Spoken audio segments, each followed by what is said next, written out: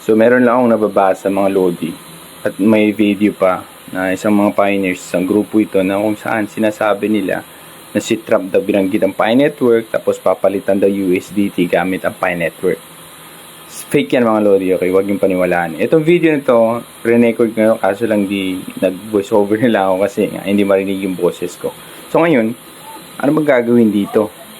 Bakit nila ginagawa to? Kasi pinupush pa rin nila yung GCB. Hindi sila naniniwala na yung price ay yung nasa exchange na. Okay?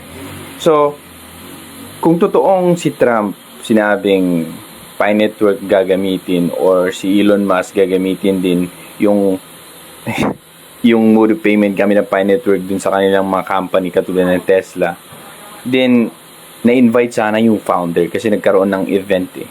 In-invite ni Trump, okay, dun sa White House, lahat ng mga crypto founders sa mga iba't ibang companies. Okay, katulad ni Michael Saylor, yung Coinbase, founder ng Coinbase, at marami pang iba. At tinitingnan ko dun, wala naman yung founder ng Pi Network, okay?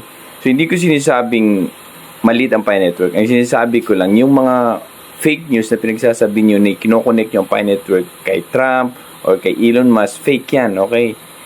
Huwag kayong maniwala, fake yan. Manggaling mismo sa core team kung merong importanteng balita galing sa kanila. Ipopost nila yan sa Twitter, okay?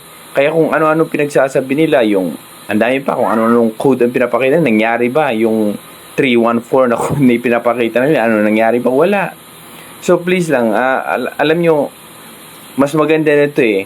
So kung sino yung talagang matalino gusto magkapera, eto na lang, maganda meron tayong mga ganitong paniniwala dito sa Pinet, mga pioneers kasi nga sila din yung hindi nagda-dump. Ibig sabihin, may mga iba bumibili talaga, may mga iba naghihintay no hold. Good yun, okay? Kasama, party yan sa ecosystem. Yan dahilan din kasi kung bakit medyo maayos yung price ng Pi Network ngayon. Okay? Pero yun i-expect nila na magti 300, 314, ganun. Ngayon, itong post na to, nakita ko lang to.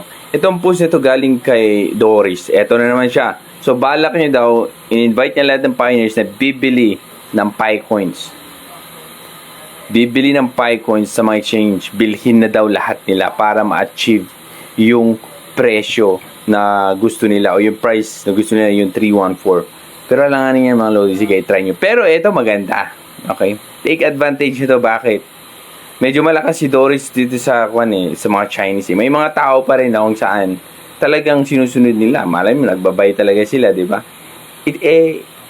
Mag-effect yan mga Lodi sa price. Ibig sabihin, tataas yung price. Tataas yung price. Syempre, bumili ka sa babae.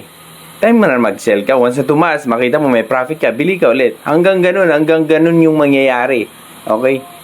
Ang maganda dito, merong taga-push or may mga believers na kung saan yun ang nagme-maintain or yun yung naglalaro sa price. Hindi pa bulusok talaga na babagsak kung lahat nag-dump. Kung lahat ng mga pioneers na meron silang Pi Coins talagang ibinenta lahat regardless sa price, walang naniwala sa mga GCB, then talagang bumulusok yung price niya. Kaso lang, ito maganda. Okay? Kaya magpasalamat tayo sa mga GCB warriors kasi yun yung hinohold nila. So, ito yung presenta ni Doris. Kung kasali kayo, good yan. Okay, konti maapektuhan yung price mga Lodi. Kaya yung mga marunong dyan, alam ko may nakabili na dyan, inaantay nilang tataas kasi magkakaroon ng effect yan. Especially, parating yung Pi Day na kung saan yun yung balibalita. Pero wala pa naman. Hindi ko alam kung meron ng galing sa core team na kung saan magbibigay sila ng kanilang magbibigay yung announcement kung kailan ilo-launch yung mga dApps, okay? Decentralized applications din sa ecosystem ng Pi Network na kung saan paggagamitan. Isa din yun na makakadagdag kasi ma-hype ulit. Kasi minsan bumaba yung pag-hype sa Pi Network ngayon. Ngayon, ma-hype na naman yan. At syempre, ma-apektuhan yung price. Take profit na naman, syempre, yung mga trader dyan. So, ganun lang, paraan, mga Lodi, okay? So, ingat ang lahat.